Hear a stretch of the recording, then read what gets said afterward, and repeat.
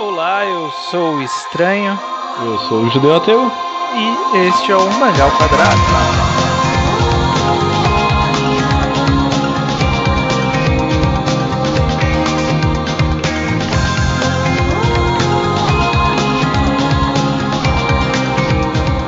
Judeu, estamos aqui no mais um Mangá ao Quadrado, edição Mangá Enquadrado, né? Olha só, todo um título, subtítulo, bonito negócio, legal. Estamos aqui na nossa sessão já clássica. Clássica. Essa já é clássica de verdade, a gente não tá nem forçando, né? Exato, estamos aqui no Mangá Enquadrado. Para quem não sabe, nós discutimos um mangá, analisamos ele como um todo com spoilers, né? Porque a maioria de análises que a gente vê pela internet, as pessoas tomam um cuidadinho para não soltar spoiler pros leitores, né? Para quem não conhece a obra, mas esse programa é para quem conhece a obra. Conhece, né? Aí consegue algum tipo de análise, às vezes mais aprofundada, às vezes um pouco mais diferente, né? E nessa semana falaremos sobre o que, Judeu? O mangá que a gente já recomendou, já não tem tanto tempo assim, mas é Bokurano. Se você não leu Bokurano, se você não conhece a história de Bokurano, sempre avisamos, né? Não escute podcast e vá atrás de ler Bokurano, porque é fantástico esse mangá, né? É muito bom, você já deveria ter lido, porque foi bem recomendado por nós e por pessoas que, depois de recomendarmos, falaram que gostavam também.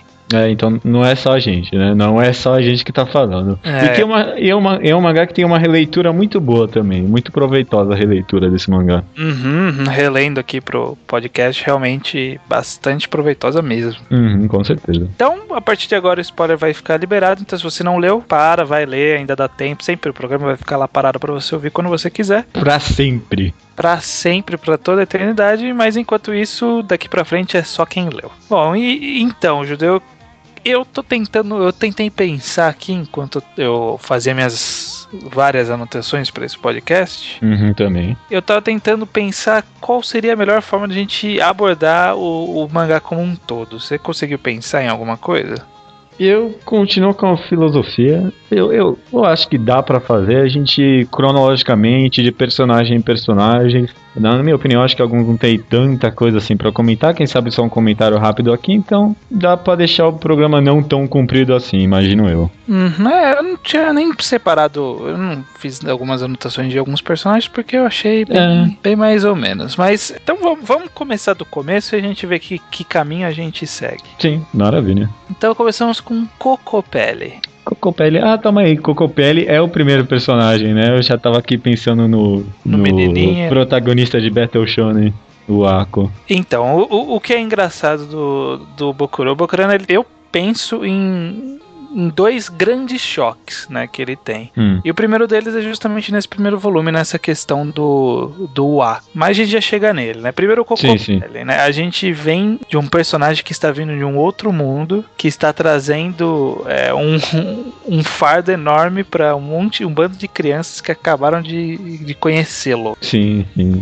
Cocopelli é um personagem que eu não liguei muito pra ele no começo, mas na releitura, cara, quando eu fui ler de novo, eu comecei a reparar nas expressões faciais dele enquanto ele lutava. Caramba, esse é um personagem muito profundo, né? É um personagem bem interessante. Que nem algumas nuances, por exemplo, quando ele destrói aquele núcleo, quando ele tá controlando o robô, ele fica com a expressão facial bem pesada. E algo que eu tinha reparado na primeira leitura, por exemplo. Achei muito interessante. Porque depois que a gente conhece a obra como um todo, né, a gente vê qual é o peso que o Cocopelli tá carregando ali, né?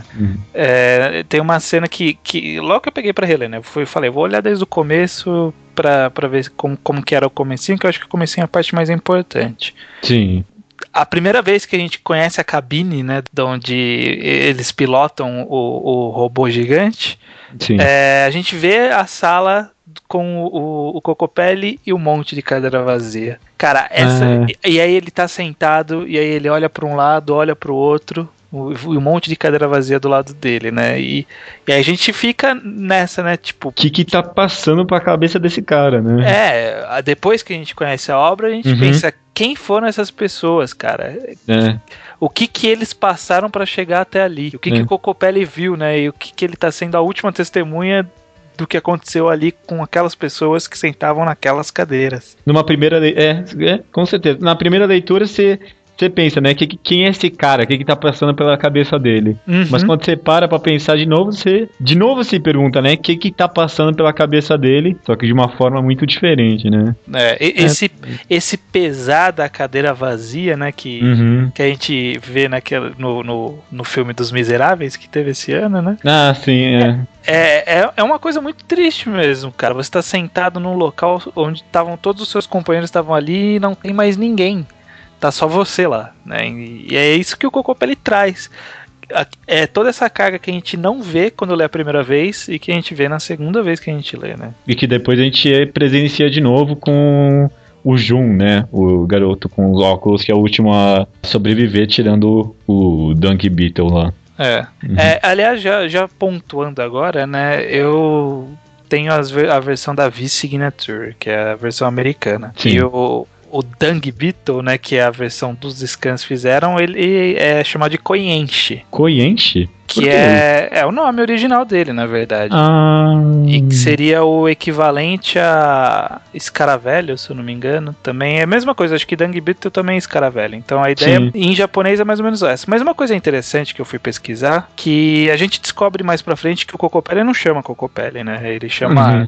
Gankaro, alguma coisa assim. Sim. E o Koienshi não chama Koienshi, porque ele é o irmão da menininha lá. E eu fui pesquisar de onde vêm esses nomes. Olha que interessante. Cocopelli, ele é uma divindade nativa americana, toca uma flauta e ele traz a fertilidade por onde passa e engravida todas as mulheres por onde passa. E o Koienshi é tipo um personagem que é um palhaço dentro da crença deles lá, da nativa americana também. E eu achei interessante, mas eu não consegui pensar em por que ele usou esses nomes, o autor. Não consegui trazer um paralelo da cultura nativa americana pra Bokurano, sabe? O Koienshi tem um pouquinho de ser o comic relief, né, do mangá, tem um pouco disso. Agora, Deus da Fertilidade, realmente... Vai ver, esse é um nome que ele viu, achou legal. Cocopelli é um nome bem sonoro, né? É, bastante sonoro, né? Mas o que será, né? O nome mais fácil de lembrar do mangá inteiro. Mais ou menos. Tem o Jun, que é Jun, e não tem muito segredo. Uma coisa que eu acho interessante também, né? É que novamente, né? Aquela coisa da releitura. Quando a gente vê esse grupo de crianças, ele é um grupo de crianças com um monte de aleatórios, né? Parece que são 15 aleatórios.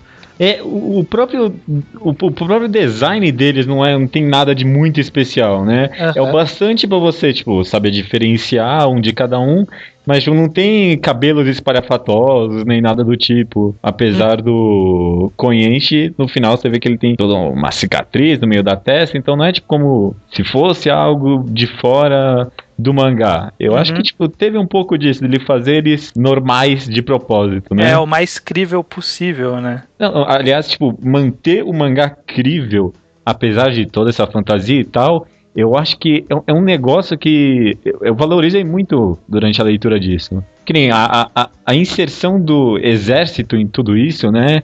É algo que, tipo, imagina, se tivesse um robô agora gigante aparecendo aqui no Brasil mesmo. Alguma coisa o governo ia se meter naquilo tudo e ia ajudar. Então, toda hora, tipo, apesar de toda a fantasia, eu sempre vejo muito esforço da parte do autor de manter a realidade de tudo aquilo, né? Não só manter a realidade, como fazer uma ambientação muito boa, porque ele tem todo aquele negócio como é um mundo diferente do nosso, né? Ele em teoria, é uma realidade paralela à nossa, né? Porque a gente vê que ele tem algumas diferenças do nosso mundo. Então, rapidinho, já que você comentou isso, na primeira leitura eu só pensava que tipo, era num futuro alternativo, porque tinha uns carros e lá e tal. Aí eu comecei a pensar, eu acho que na verdade, esta terra só não é a nossa terra. Não, então é justamente. É uma outra terra qualquer, né? Eu não tinha sacado isso de primeira. Eu percebo isso justamente por causa dos carros, dos aviões e tal, porque não são muito mais avançados que os nossos. Tipo, a maioria da ambientação, toda a tecnologia é igual, só tipo alguns designs aí que são diferentes, né? Então, justamente, essa preocupação de fazer esse design diferente e em mundos diferentes fazer designs diferentes para os veículos, para as naves.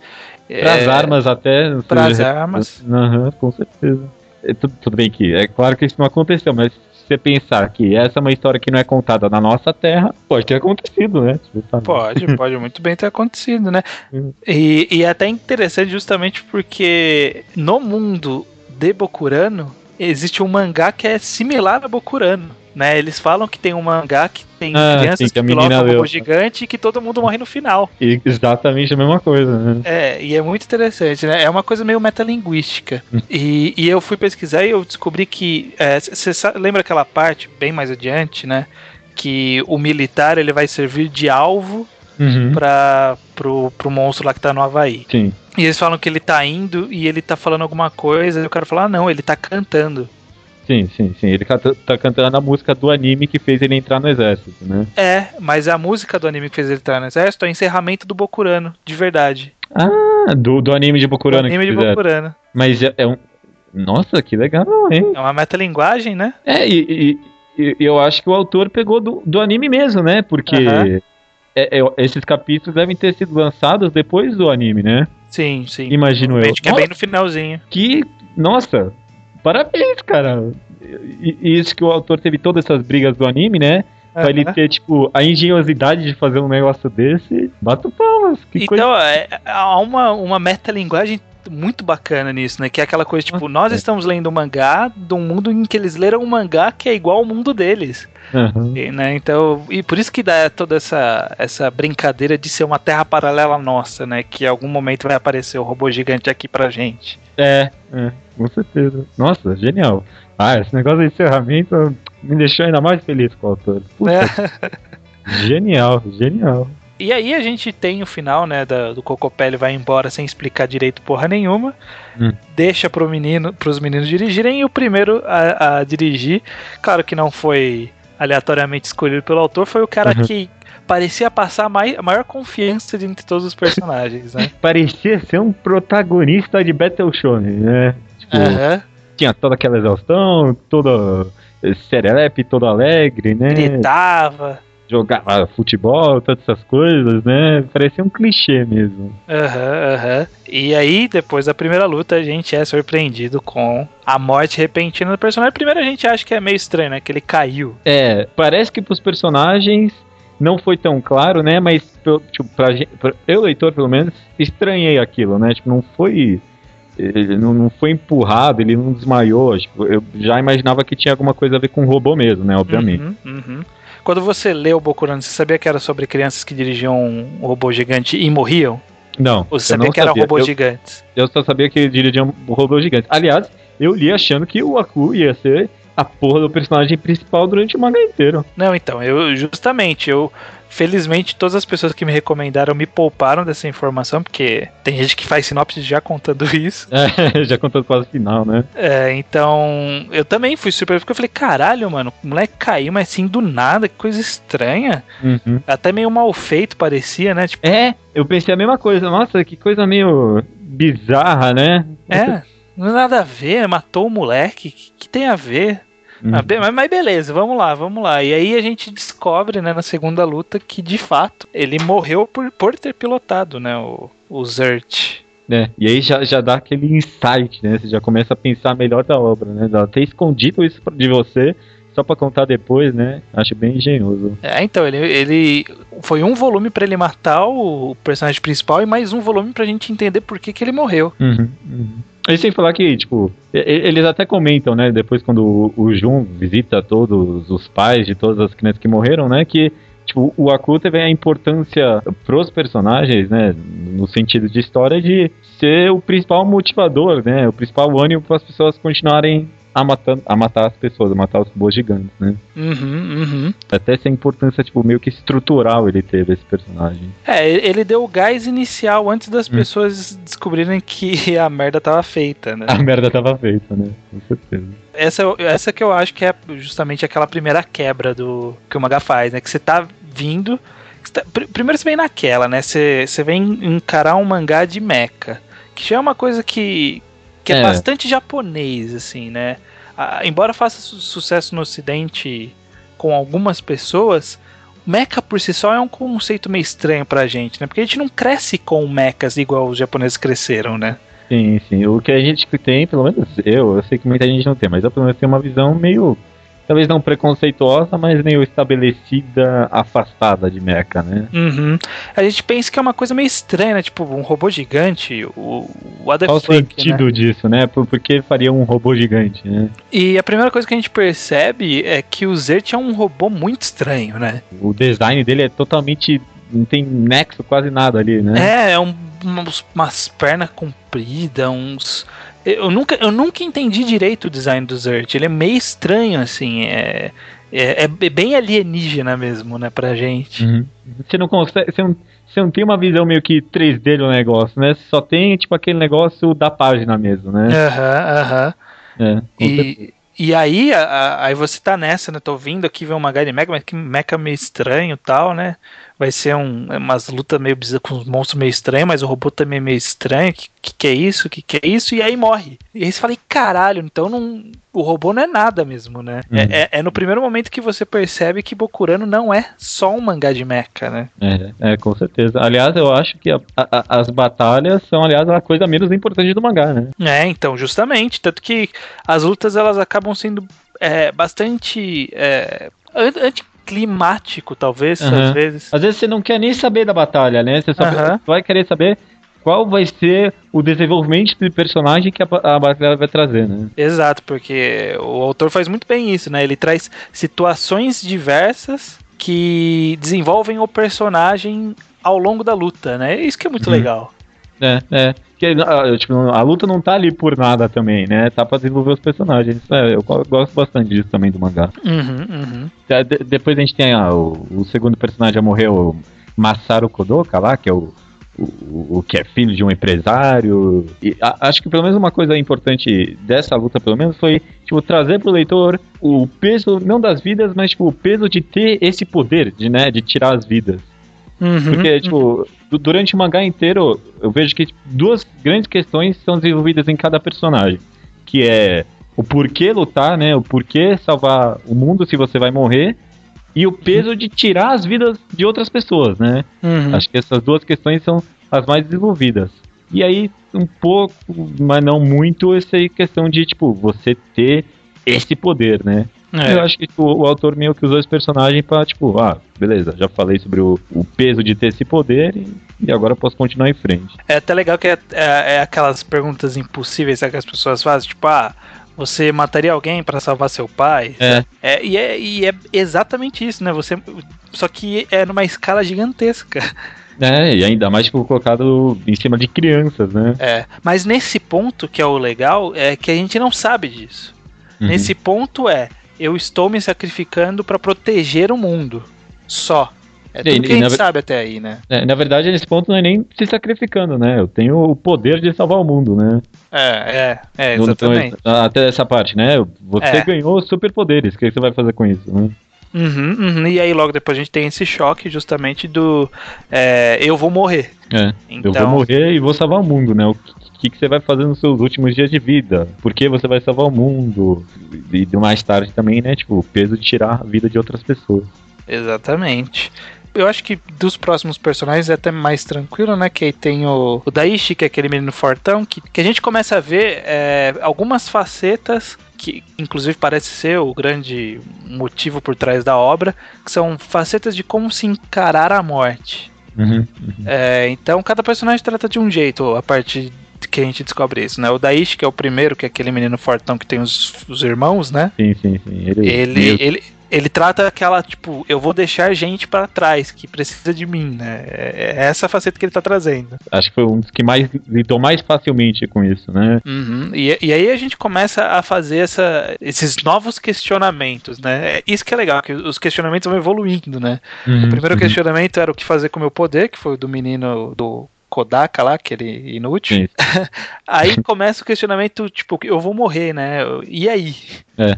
E aí que entra teve alguém ainda antes do Isao, o Kako lá? Teve aquela menina que é filha de prostituta, que é uma historinha... É interessante, mas tipo, não acrescentou muita coisa tipo, pro tema de robôs, né? Parece que a história dela de mãe, prostituta, pai lá, foi meio desconecta com todo esse negócio da batalha, né? Mas aí a primeira coisa que a gente, até interessante trazer agora, antes que a gente passe por cima, né? Que muita gente fala desse negócio de desconstrução do mecha e tal, né? Eu não sei se desconstrução é a palavra certa, porque eu dei uma pesquisada e parece que não é bem o termo que se deve utilizar. O correto seria mais subversão, mas vamos tratar disso no futuro. Mas trazendo essa ideia de que é uma subversão do tema de mecha, é interessante que a gente vê os impactos que as lutas causam na vida das pessoas, né? Porque a gente, na maioria das histórias de mecha, é aquela coisa, tipo, o robô destruiu a cidade, mas beleza, né? A vida de todo mundo continua, né? Normal. Vamos continuar vivendo, mas não é assim, né? Se acontecesse, né? Então a gente começa a ver as reações, tipo, aquele robô, aquele segundo menino lá, matou 400 mil pessoas.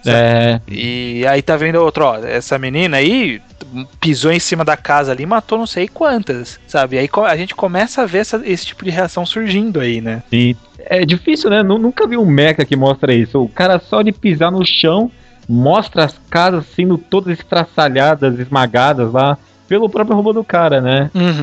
O autor deu bastante enfoque nisso. Com certeza, com certeza. Não é que nem Power Rangers, tá ligado? Destrói todos os prédios lá, não sei o quê. Derruba os postos de energia, né? Haja fio, né? Porque os caras derrubam toda vez uma porra. Toda vez um fio pra causar explosão, né? Bom, aí a gente passa por essa menina prostituta e aí vem o Isao Kako, que é aquele menino que entra em desespero, que é uma das facetas principais de encarar a morte, né? Você se identifica pra caraca com ele, né? Porque como que você vai culpar um moleque de entrar em desespero? Tipo, eu vou morrer, cara, eu vou morrer. Apesar de, tipo, dele fazer todas aquelas filhas da putagem, tenta estuprar a menina lá, mata o outro cara, bate em todo mundo, você não consegue ficar com raiva dele. Você não consegue. Porque você sabe que, caralho, né? Como que eu agiria se eu tivesse nessa situação? Com certeza, cara. Esse eu acho que é uma das melhores construções. Tem muitas boas, né? É difícil falar isso no mangá. Mas essa foi, tipo, muito interessante, né? Porque o autor tentou construir ele de um jeito tão filha da puta, mas você não conseguia ficar com raiva dele. Então, e é interessante porque ele vai acabar servindo de, tipo, uma base, um contra-exemplo pra todo mundo dali pra frente, né? Tipo, ninguém quer ser o próximo Isao Kako, sabe? Porque ele tava tão desesperado que ele não conseguia lutar, né? Que aí precisou a menina chegar e falar assim, não, eu não quero que todo mundo que eu conheça morra, e você não tá fazendo porra nenhuma, eu preciso te matar. Exatamente, né? Ninguém queria ser ele, né? Ninguém queria ser ele. Então, aí daí pra frente todo mundo ficou naquela, caralho, não quero ser eu que vou fazer a merda toda, né? A partir de agora eu tô carregando o peso de todos os outros que se sacrificaram por mim, né? Tinha esse pensamento durante o mangá, né? E aí entra em cena a Shizuru Honda, que é a menina, que mata o Isao Kako, e é aquela que está grávida, olha que interessante. Eu achei muito interessante isso. Aliás, só rapidinho, eu achei o fato dela matar o Kako algo muito interessante, né? Porque, tipo, mostra que, sabe, qualquer coisa pode acontecer, tipo, ninguém nunca falou que você não podia lá e você mesmo matar um dos personagens, que os personagens poderiam morrer fora disso, né? Então criou um precedente aí que vai ser bem utilizado mais pra frente. Ela é aquela que ela fala, bom, eu vou salvar, mas eu vou fazer algumas coisas com os poderes que eu tenho antes, né? Que ela faz aquela pequena vingancinha dela matando as pessoas. Que depois tipo, de novo esse negócio de o que acontece ali é rebatido no mundo, né? Porque as pessoas perceberam, o robô que parecia que estava defendendo saiu atirando pra todas as casas por todo canto, né? Atirou em algumas pessoas aí, né? Que estranho. E é legal que aí constrói em forma de escada, porque o cara que vem logo em seguida, que é o Moji, aquele que tinha planejado matar o amigo com os poderes do robô, viu o quanto não valia a pena fazer isso por causa da menina anterior, né? Isso que é legal. Nossa, isso é algo que eu gosto bastante do mangá, que pensar em umazinha assim que não teve tanta intercalação, mas tipo, quase todas as lutas uma tem uma ligação com a outra, né? Tipo, não é, acabou a luta desse personagem, beleza, vamos pro outro, né? O pesar do personagem anterior tem alguma coisa a acrescentar pro próximo, né? É muito bem conectado, eu vejo. Então, com certeza, né? E ele é o primeiro cara que tem a ideia de que tinha alguma coisa errada ali, né? Que tinha alguma coisa além de uma luta com monstros gigantes. Aí começa a ser introduzida, né? Toma aí, agora que você falou que eu pensei nisso, que tipo, o autor deu uma boa construída, né, pra dar essa revelação, né? Justamente. Aí logo após ele vem aquela menina que tava esperando o irmãozinho, né, que era a menina adotada. É uma coisa interessante que é um grande acréscimo que ela deu. Ela fez 2 colaborações, né? Ela que descobriu que humanos pilotavam, né? Sim, sim. E ela fez uma constatação que foi muito relevante, que é que por ela ser uma fã de robôs gigantes que nem o pai, né? Ela conseguiu ver que, tipo... O Zed não era humanoide. Uhum. Ele assumia a forma humanoide porque as pessoas que pilotavam achavam que ele era humanoide. Mas ele não era humanoide. E nenhum robô que aparece ali é humanoide. Eles são coisas estranhas que acabam assumindo uma forma humanoide porque as pessoas pensam nisso, né? Olha que interessante. É algo bem legal, né? Então, mas eu não pensei tanto por esse lado. Achei que você ia falar, tipo, que ela acrescentou a gente perceber que são outros mundos, né? Porque ela que percebeu que os aviões tinham designs diferentes, né? Ah, não, então, e aí que tá. É porque essa aí é uma coisa meio estranha, né, no desenvolvimento da obra, que só aí que eles vão lutar em outro mundo, né? Eles lutaram, sei lá, 6 vezes no mundo deles, e aí foram pro outro mundo. E aí ela percebe isso, tanto que é ela que abre o cockpit lá, que por ela achar aquilo estranho, ela abre o cockpit e percebe que existem humanos, né? E eu acho que essa é a segunda quebra da obra, né? Com certeza. Primeiro, aquela quebra de tipo, você vai morrer quando você pilotar, e segundo, você tá matando pessoas de verdade, né? 10 bilhões de pessoas, né? Cada vitória é 10 bilhões de pessoas que vão morrer. Aí de novo, né? Evoluir, cria mais uma evolução na pergunta que você se faz, e os personagens fazem também, né? Tipo, eu vou ter que matar pessoas a partir de agora, né? Não só é a minha morte. E aí que eu acho que foi um timing primoroso do autor, que o personagem que vem logo em seguida, ele, que é o gordinho lá, o Kiri, ele tem os mesmos questionamentos que a gente passa a se fazer lendo. Nossa, esse é um dos personagens mais incríveis, acho que da obra inteira, né? Porque todo mundo, tipo, tem um passadozinho assim meio misterioso, não sei o quê, e ele... Tá, tudo bem, ele tem aquela prima dele lá que é meio suicida, né? Mas tirando isso, ele é o mais normalzão, assim, né? Ele não tem nada demais. Ele só se faz as mesmas perguntas que qualquer pessoa se faz, tipo, no dia a dia, né? E aí, quando se confrontar nessa situação, as perguntas crescem para um nível exorbitante. Exato. E aí é justamente, né? A gente tá lendo e fala, caralho, eles estão matando pessoas. Será que eu conseguiria matar uma pessoa? E é o que o cara fala. Ele se pergunta isso. Será que eu consigo matar pessoas? Sabe, eu vou destruir um universo inteiro. Aí aquela comandante lá veio com uma filosofia fraca que eu não comprei tanto assim. As vidas são diferentes, não sei o que, às vezes tem valores diferentes. Que eu achei interessante, né? Mas, sei lá, eu não comprei. Mas o que eu gostei muito disso é que o autor ele se dedicou em responder essa pergunta que a gente tem, né? Tipo, por que eu mataria, né? Por que a vida delas é mais importante que a minha, e a minha vida do meu mundo é mais importante que a vida do outro mundo, né? Sendo que no meu mundo tem tanta coisa errada, né? Tem tanta gente que tá sofrendo, que nem a prima dele, que queria se matar. Sim, sim. E aí ele tem a resposta quando ele vê que o outro mundo é igual ao nosso. Então lá também tem pessoas sofrendo. Aquela cena foi muito boa, né? Deles saindo do robô, ficando lá na ponta, e a outra menina também sai e aparece, né? Aparece e mostra que ela é uma suicida também, né? E aí que ele tem a resposta dele, que ele fala, tem gente assim em todo lugar, então eu vou defender o que é meu. Se alguém vai perder, vai ser... Eu não quero que seja quem eu goste, sabe? Mesmo que ele mesmo fala isso, que não tem ninguém que ele goste, né? Fica meio no ar a pergunta ainda, né? Porque é muito conflito existencial isso, né? Ninguém consegue responder isso, né? O mangá que ia conseguir, né? Mas, eu com certeza, eu valorizo muito, tipo, o autor tentar responder essa pergunta pela gente, né?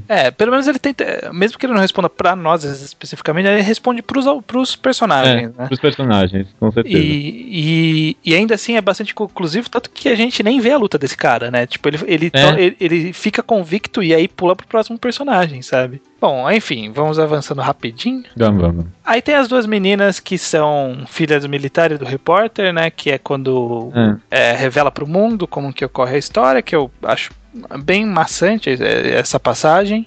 Eu gosto muito da filha do general lá, que toca piano.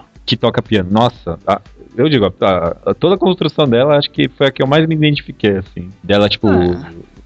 eu gostei, mas é que eu achei que... É aquela coisa, né? Talvez o autor ele tenha se sabotado pela quantidade de personagens que ele colocou.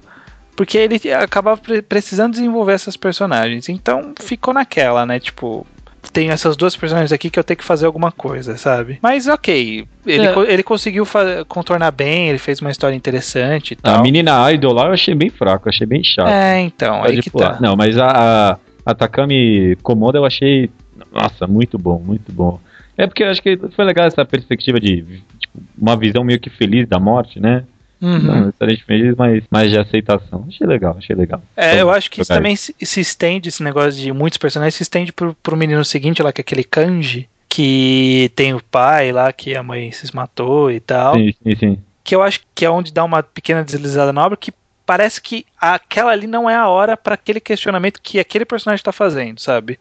O questionamento dele é muito fraco em relação a tudo que a gente passou desde então, sabe? Aquele Kanji, né? E a própria Idol também, né? Parecia que tipo, tinha que ser... Poderia ter sido um pouco antes, né? Talvez tivesse menos personagens, teria tido uma passagem mais natural aí, né? Mas de forma alguma eu acho, tirando essa Idol, eu não gostei muito dela não mesmo, mas tirando eu acho que nenhum personagem foi mal desenvolvido, talvez não coube direito naquele momento, né? Exatamente, essa é a minha reclamação. Aí a gente vê, né, a gente descobre que a Kana, né, a menininha, ela tá no contrato, né, e aí a gente descobre que quem não tá no contrato é o irmão dela e a menina do outro mundo. A impressão de que ele não tá no contrato eu achei muito boa. Deu uma surpresa. É porque assim, né, quando ele revela, a gente acha que a Kana tá de fora, mas aí a gente vê que não é a Kana que tá de fora, né, é ele que tá de fora. Então, a Kana tá dentro ou é a outra menina que tá dentro? O que tá acontecendo, né? Aí a gente tem essa passagem da Kana que é legal também. Acho interessante, né? Esse negócio da mãe lá se matar pra ela conseguir destruir o robô, né? Foi uma boa cena, eu gostei bastante também. Mas no geral, eu acho que foi mais uma prévia pro que o Jun seria vir depois, né? Foi mais uma construção pro Jun, que tava meio à margem de tudo que acontecia, né? Sim, e aí a gente chega no final e tem todo o peso dele pra gente trabalhar, né? Tanto que eu senti... pode ser, acho que tanto a Kana quanto a Machi lá depois, a menina do outro mundo, de certa forma, foram um levantamento pro Jun, né? Foi quase uma construção pra ele. Levantaram a bola pra ele, né? Exatamente. É interessante, né? Que aí a gente vê a cadeira dele, que é a da nave da mãe e tal. Eu acho muito legal essa pequena demonstração do que era realmente a mente do personagem, né? Porque a Kana, ela sempre tinha cantado a bola o mangá inteiro, que o problema dele era a ausência da mãe, né? Ele tinha pedido pra mãe, no caso ela não sabia que era a mãe, mas tinha pedido pra ela procurar a mãe do Jun, justamente porque sabia que ele era nervoso, ele era revoltado, tudo porque ele sentia falta, né, da presença materna, né? Todo esse negócio dela deixar ele bater nela só pra que ele pudesse sentir dentro de uma família, né? Então, exatamente. Então, foi tudo um preparo pro Jun, né? A Machi, tudo bem, eu acho que a Machi teve mais do que só um preparo pro Jun, né? Ela foi uma personagem interessante por si só, mesmo tipo, não tendo uma batalha em si, né? Foi toda essa construção dela com Koyenshi, achei bem interessante. Eles dando essa visão meio obscura de como era a batalha deles, né? Então, exatamente. E aí, essa marcha é interessante também por trazer algumas explicações de regra e tal, mas o que eu acho mais interessante da passagem dela é essa quebra de expectativa, né? Que a gente tá esperando que todos os personagens que vão ser pilotos, né? Morram dirigindo, né? E de repente ela morre do nada, por outro motivo, sabe? A morte dela foi muito inesperada, cara, com certeza. Ainda mais que foi um menino ali do nada, né? Um assassino contratado provavelmente de outros países e tal. Foi bem legal, gostei também. E aí a gente tem o desenvolvimento do Jun, que eu acho interessante, eu acho legal ele precisar fazer um genocídio pra destruir todo mundo da Terra por ter feito cagada, né? Eu não sei se eu gostei tanto assim da temática de tudo, mas eu achei tão bem construído, né? Toda a exposição de quadros, tudo, todas as expressões faciais dele eram fantásticas. Com certeza. Tem uma cena que eu gosto muito, que ele pensa na irmã, e aí é direto, né? Essa cena que ele tá matando muito, ele pensa muito na irmã. Tinha uma página dupla da irmã dele levando porrada dele, e aí depois corta pra ele tem aquela expressão pesada. Nossa, você se sente ruim ali, né? Você se sente meio enjoado até, quase, talvez. E uma coisa que eu acho legal, né, que na verdade já é repetido nessa parte, né, que é quando a gente vê outros pilotos de outros planetas, né, de outras terras, né? A gente viu na primeira vez que se revelou isso, né? A gente viu no caso do gordinho que apareceu aquela menina, a gente viu agora. E o legal é que a gente fica naquela... Quem são essas pessoas, né? Por o que elas passaram pra estar ali, né? Porque... eu queria ver o Bokurano desses caras também, né? Por exemplo, esses caras aí que estavam nessa última nave, todos eles estavam enfaixados, estavam com curativo. Por quê? Sabe? Ele deixa essa coisa no ar e é isso que eu acho tão legal na obra, que eu lembro que eu comentei sobre Battle Royale, que Battle Royale tinha uma temática legal que dava pra ser repetida 1000 vezes, e sempre ia ser interessante, porque sempre ia ser um desenrolar diferente. Sim, Bokurano é a mesma coisa. Poderia ser a mesma coisa, mas eu acho que não deveria. É muito mais interessante deixar você, tipo, no mistério, e talvez até mesmo pensando sobre como poderia ser, né? O que acontece é que a ideia toda do mundo é querer passar que a gente poderia estar passando por aquela situação, né? A gente poderia estar nessa disputa. E se a gente estivesse nessa disputa, a gente não conheceria a história das outras pessoas. A gente está justamente isolado no nosso mundo. A gente pode ver essas pessoas, né? Ver que existe eles passaram por outras coisas também, mas pra gente não importa, porque a gente nunca mais vai vê-los, né? A gente só pode ficar só nesse campo de, nossa, interessante, né? O que será que aconteceu? O que será que aconteceu? Também eu não tinha pensado nessa visão tão quase metalinguística, né? Tipo, de você se sentir como o personagem ali, né? Você não sabe realmente o que aconteceu com eles, nem o personagem. E com certeza, interessante. E aí, por fim, temos o Koyenshi fechando o ciclo, né? Que é interessante porque tudo fecha num ciclo, né? Desde da cara do Zert com uma luz que aparece no começo da obra, aparece no final, antes da luta do Koyenshi. Desde o nome Kokopelli, Koyenshi. O do Kokopelli olhando as cadeiras vazias, né?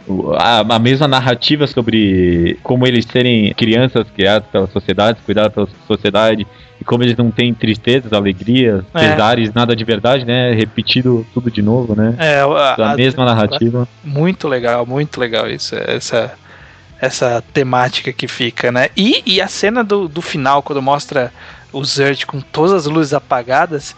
Nossa. Cara, que peso tem essa página, né? Essa página, acho que é uma das páginas que nossa, boa demais essa página, né? Só o robô lá, sem luz nenhuma. Passa toda uma mensagem, né? Puta que pariu.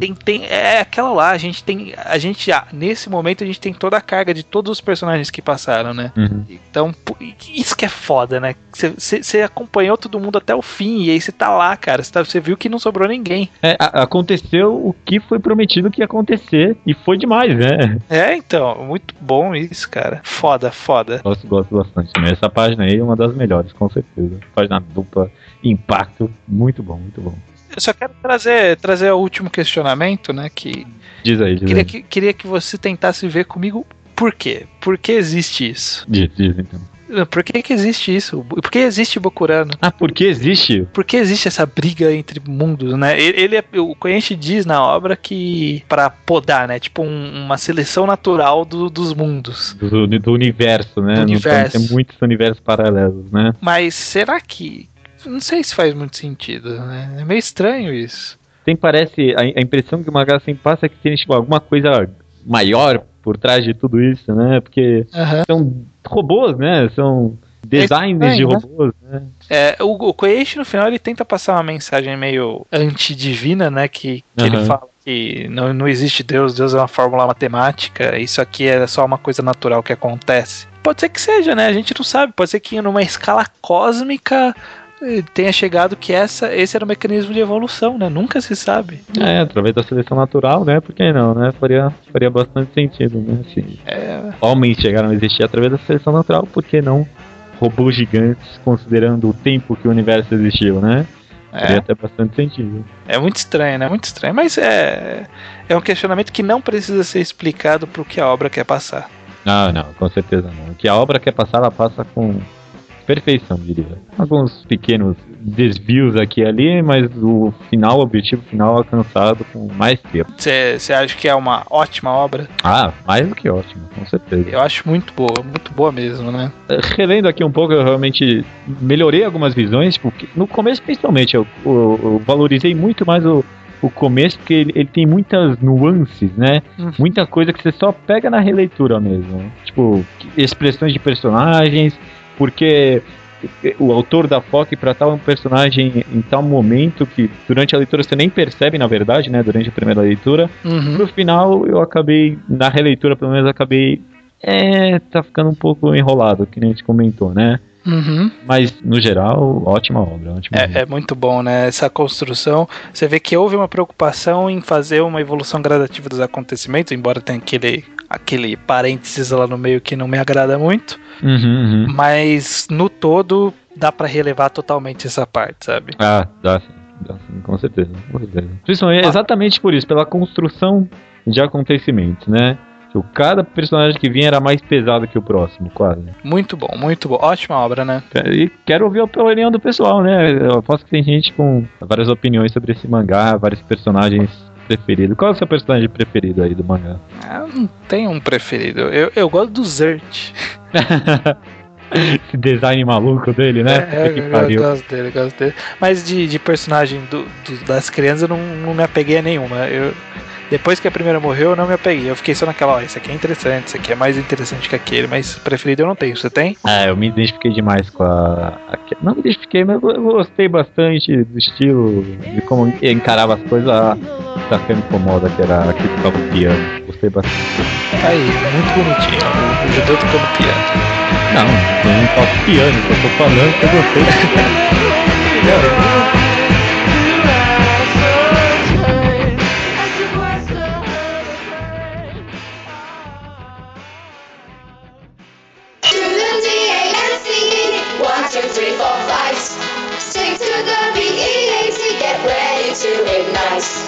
You were such a BYT, catching all the lights. Just easy as ABC, that's how we make it right. E-mails, leitura de e-mails, episódio 37, sobre mangás como entretenimento. Mangás como entretenimento, maravilha, vamos lá, bastante e-mail, né? Bastante e-mail. Na verdade nem tanto e-mail. Na verdade foi mais comentário, mais comentário. Antes de partir então pra massa, você sabe me dizer qual seria o e-mail para que as pessoas possam enviar toda essa opinião estranha? O e-mail do nosso podcast é o mangaalquadrado@gmail.com. A gente não tem um domínio próprio ainda, né? A gente não é tão sofisticado assim. Então, primeiro, né, para rapidinho, sem Slowpoke Report, porque a gente tá com pressa. O programa já tá bem comprido, né? Primeiro, comentando rapidinho que o Ruben, o sombrereiro, Ruben D, mandou um e-mail respondendo sobre o e-mail do Moe, do episódio anterior. A gente leu o e-mail do episódio sobre Moe, mas tá corrido, não vai dar pra gente falar. Desculpa aí, Ruben, mas eu li pelo menos. E também agradecendo a Lara, né, que enviou uma cacetada, uma chuva de recomendações, como você, senhoria, colocou aqui. Teve bastante coisa, né? Desde Shintaro Kago até uns shoujo lá. Eu vou pegar algumas coisas pra colocar na minha lista aqui, com certeza. Temos que ver isso daí, porque tem muita coisa, eu vou filtrar, obviamente, pra ler, mas obrigado pela recomendação, nós não deixamos de ouvir, eu ouvi, sim. Eu ouvi também. Já agora entrando no tema do podcast, né, que foi bastante repercutido, rolou uma discussão bacana no post, né, no post lá do Mangatologia principalmente. Eu lembro que na gravação você até comentou, depois da gravação, esse é o tipo de programa que tem um segundo programa nos e-mails, nos comentários dos e-mails. Sim, foi mesmo, né, vamos ver, vamos conversar. Quem quiser dar uma olhada em tudo que foi discutido, porque a gente vai fazer uma síntese enorme, né, do que aconteceu. mas lá tem posts de comentários gigantes, dá uma olhada lá. O pessoal discutiu bastante mesmo. Primeiro tem o Rubio, que comentou lá no Mangás Underground, que eu achei interessante o comentário dele, porque é bem resumido em relação, pelo menos ao meu momento. Que ele disse assim: é aquilo, goste do que quiser gostar, hype o que quiser hypar, verbo ótimo, mas tenha o mínimo de senso crítico quanto a isso. Não se abra a qualquer coisa atacada a você. E aí ele termina dando uma alfinetadinha, né? Não dá pra dizer, ninguém em sua consciência falaria que a saga de Fishman Island do One Piece foi boa. Eu concordo com ele nas duas coisas. Nem Fishman Island foi boa, né? Até rolou uma pequena discussão ali sobre isso. E é interessante.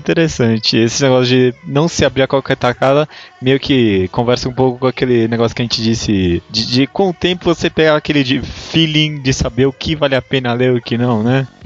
Exatamente. Inclusive isso vai ser discorrido por algumas pessoas ao longo da nossa leitura de e-mails. Sim. Começando aqui, aliás, já partindo pros e-mails, vai ter comentários, e comentários aqui, né? Porque, como mais teve na discussão, a gente recebeu um pouco menos de e-mails. Teve começando aqui com a Diné, que conversa, né, sobre aquela... No meio dos comentários começou a ter uma série de... analogias com comidas e chocolates, né? Ele diz aqui, mas não é porque você vai aumentar seu mundinho que você vai deixar pra trás gostos antigos.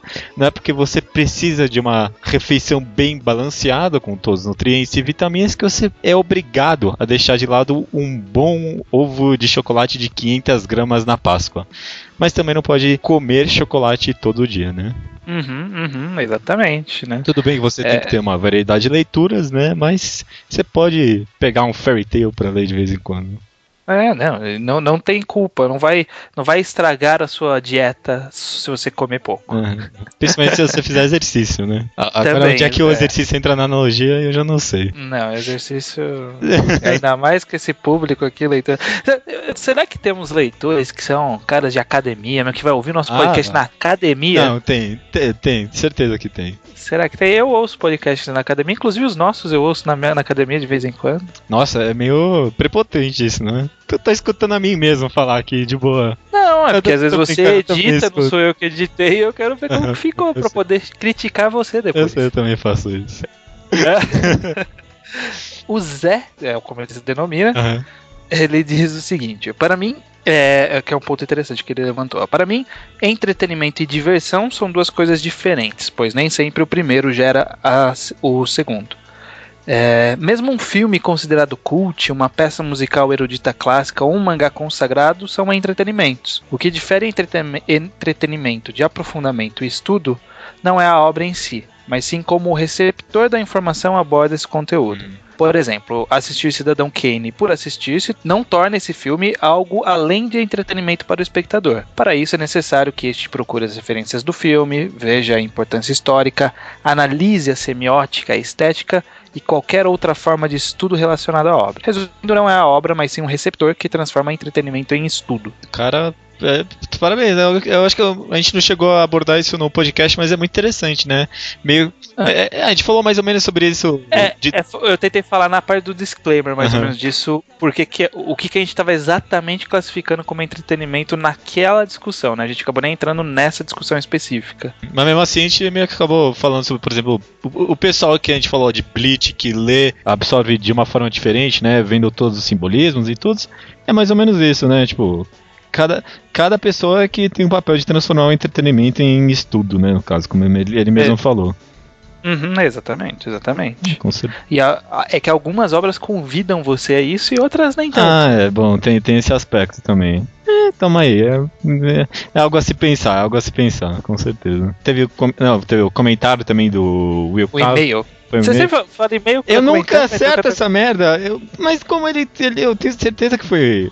Não foi o comentário esse aqui? Porque ele falou dos então tá bom, desculpa. Tá maluco. Tá bom. Teve. Teve um e-mail aqui do Will Cave. Ele diz o seguinte: não quero ser redundante, mas correndo risco, vou tentar usar o exemplo do Michel Teló. Uma coisa é a pessoa ouvir todo tipo de música, do rock ao samba, de música clássica a funk, e também o super citado sertanejo universitário. Outra coisa totalmente diferente é a pessoa só ouve Michel Teló e mais nada. Que acha que só porque o cara fez sucesso no exterior e que é badalado pela mídia, que é universalmente aceito. E bom, e daí se contenta com aquilo e não sai mais da mesa. O que estou tentando dizer é que ao ir além, seja buscando mais informação técnica ou ampliando seu campo de visão através de diversas obras diferentes, mesmo que você veja algum mangá apenas por entretenimento, você não vai mais se deixar manipular. A partir do momento que você busca algo a mais, mesmo que você ainda se divirta com a Bankai, o autor não vai conseguir te enganar com recursos pobres. Você pode continuar gostando do mangá, mas tendo consciência dos seus defeitos. Você não deixa alienar. Toma aí. Inclusive vai conseguir entender melhor até o porquê de gostar da obra. É interessante isso. Não parei pra pensar tanto por esse aspecto, talvez. Teve algumas pessoas que acharam que a gente tava meio que tentando, sei lá, pregar que você podia gostar de qualquer merda, sabe? Tipo, não é. É entretenimento, então não tem problema. Você gosta de qualquer merda, né? Teve algumas pessoas que enxergaram como se a gente tava querendo dizer dessa forma. Aí nos comentários eu tentei me retratar, dizendo que não era bem exatamente essa ideia, né? O Will Cave, ele pegou a nossa ideia também, mais ou menos, né? Ele teve essa sensação, eu imagino, pelo que ele comentou no e-mail, mas acho que ele entendeu onde a gente estava tentando chegar. Eu não sei até agora o que eu acho exatamente. Talvez não tenha o que achar. E é complicado porque talvez entretenimento seja uma palavra muito ambígua, né? E mesmo na hora de discutir, você falando, não, entretenimento é isso. Na hora da discussão, acaba partindo para outros lados. Sim. Complicado. Rapidinho, uma parte do comentário do Rubem Di, o sombrereiro, que mandou lá no Mangatologia, depois vocês podem ler o incompleto se desejarem, que é uma coisa que eu achei interessante dele ter citado, que é a seguinte, extraindo um enxerto aqui, ó.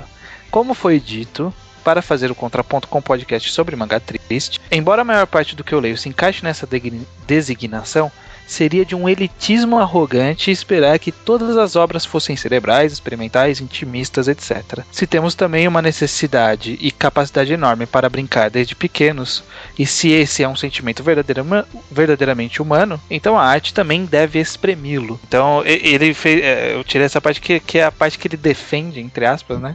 A necessidade de ter esses mangás que são puramente diversão, né? Não tem sempre algo intimista, experimental, coisa filosófica, aprofundamento da psique humana, sabe? Porque nem todo mangá tem isso, né?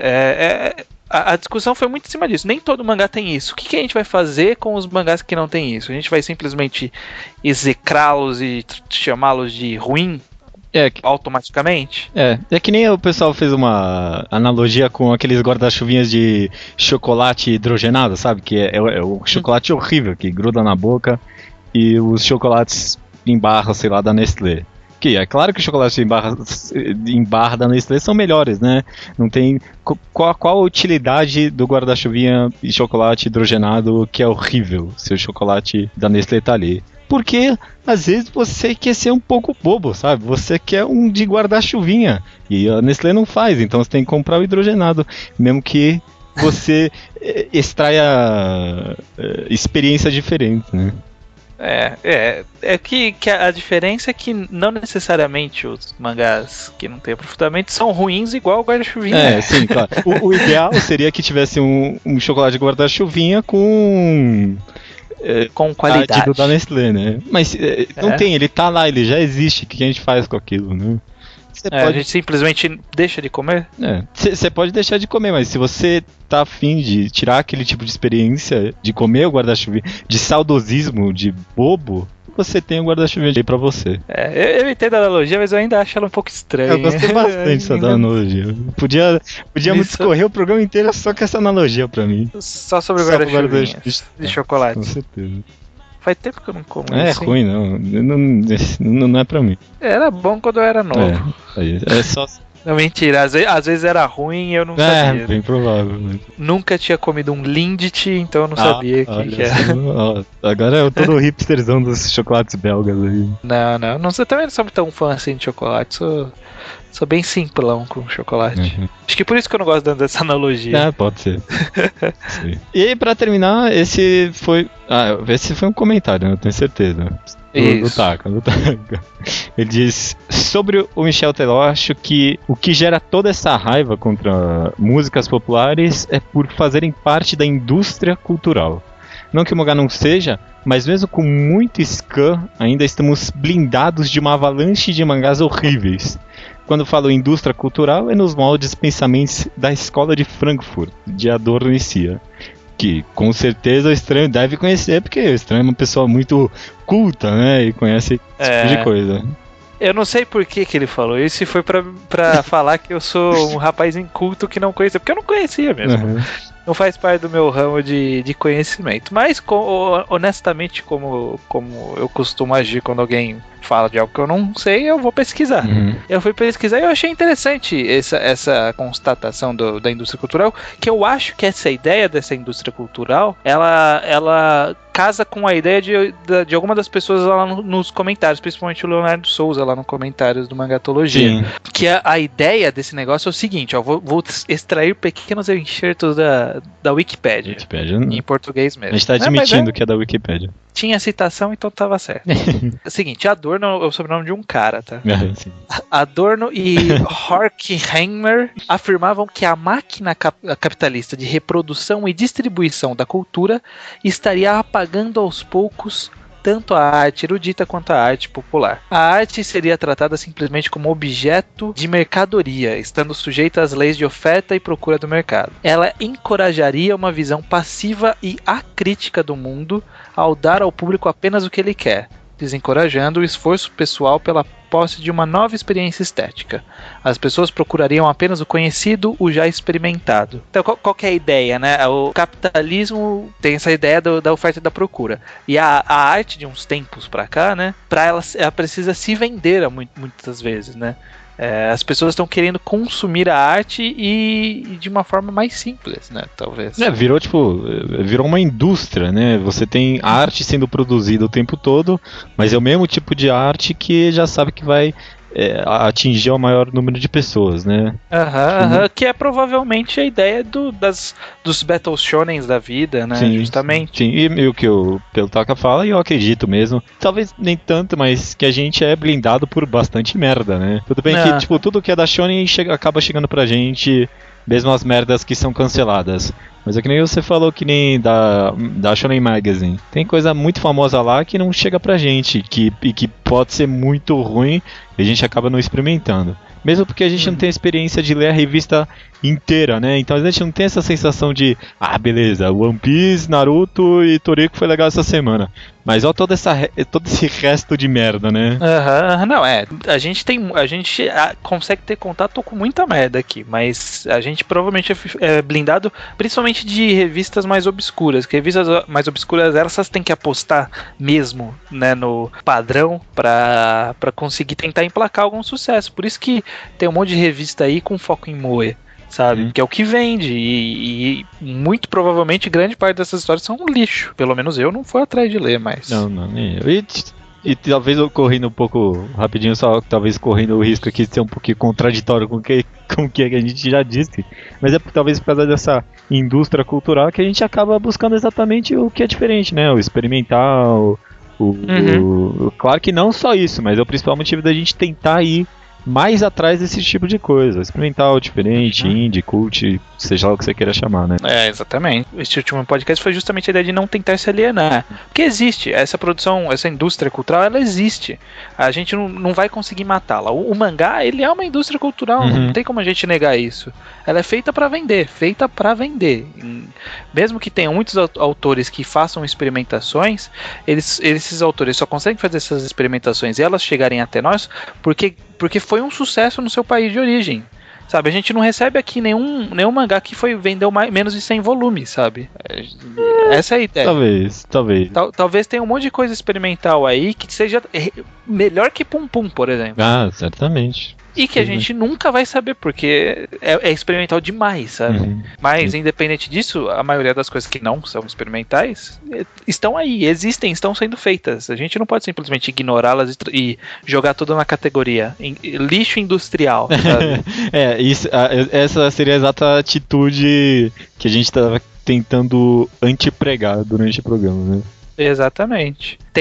A ideia é tentar garimpar esses produtos da indústria e tentar extrair alguma coisa boa disso daí. Bem profundo, bem profundo. Pois é, vamos falar mais disso no futuro, com certeza. Eu gostei desse tema e aliás, obrigado pra todo mundo que comentou, foi bem legal ler todos os comentários do blog, foi bem produtivo. Sim. Dessa vez. Foi, rendeu bastante texto e comentário de forma geral. Com certeza. E esse episódio de número 37, é isso? 38. Esse é o 38? É verdade, a gente tá falando do 37. Eu nunca acerto isso. Eu pensei que o mais padrão seria fazer o programa 38. Programa 38? É uma arma de calibre 38, a 38. Beleza, falou. Não, mas você escolhe algum outro. Eu não sei, você deve ter olhado na Wikipedia, essa foi a coisa mais forçada que você conseguiu achar, então. Não, eu abri agora, justamente. Tá, não, beleza. Foi a primeira coisa que eu bati o olho assim por cima. Não, beleza então, vamos ficar com episódio 38. 38. Beleza, esse vai ser o nome que eu vou colocar na descrição, 38 por extenso. Por favor. Da forma mais marginal possível. Beleza.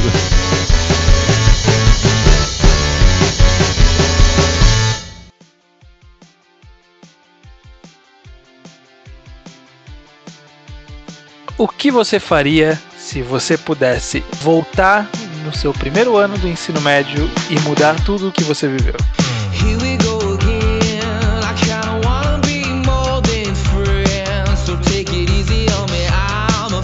E aí estamos, Judeu, desse próximo mangá que eu vou recomendar, que se chama Again. Já imaginei. O mangá de novo. Em português não fica muito sonoro, né, cara? Fica péssimo esse nome, né? Tipo, imagina um mangá chamando de novo. Novamente, talvez, né? Novamente, melhorou.